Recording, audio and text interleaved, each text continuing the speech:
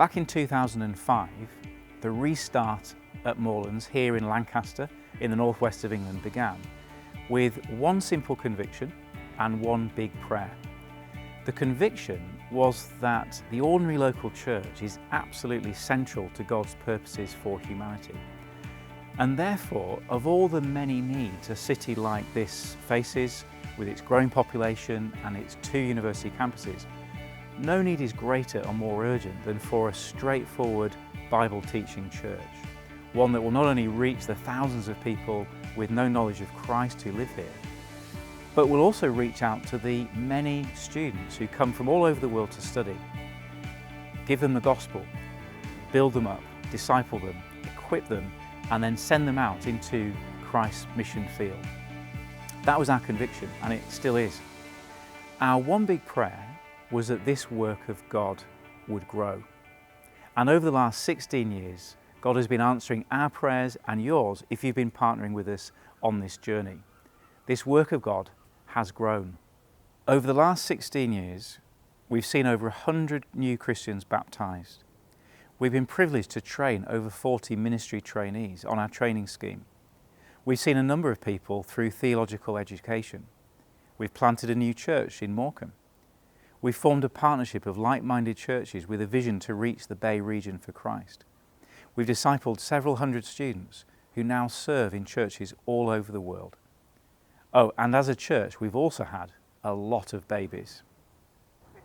We are so thankful to God for all of that growth, but we're also acutely aware that there is so much more to do. That's why a few years ago we grasped the opportunity to buy these buildings right in the centre of the city. These historic buildings consist of an 18th century chapel capable of seating over 500 people, complete with pews, balcony, pulpit, organ and basement, a 2-storey Victorian hall including offices, a 3-bedroom house, and this outside space overlooking High Street, right in the very heart of the city. Well, they were great back in 1772, but as the estate agents say, they are now in need of thorough modernisation. And over the last couple of years, we've been working with our architects to develop a plan that will breathe new life into these buildings, connect them all together in one coherent whole, and we believe will serve Christ's mission here in Lancaster for many decades to come. Here's a taste of what we hope to do. This Victorian Sunday school building has vast potential, but at the moment it's hampered by very poor access and it's damp and drab. And we want to transform it into a flexible, coherent set of spaces so that we can use it for multiple activities at the same time and all sorts of groups and ministries throughout the week. We want to move the staff offices from downstairs over to the house, freeing up space downstairs. And we want to build a professional, brand new kitchen that will serve the whole church family through the week, right here on the upstairs of the hall.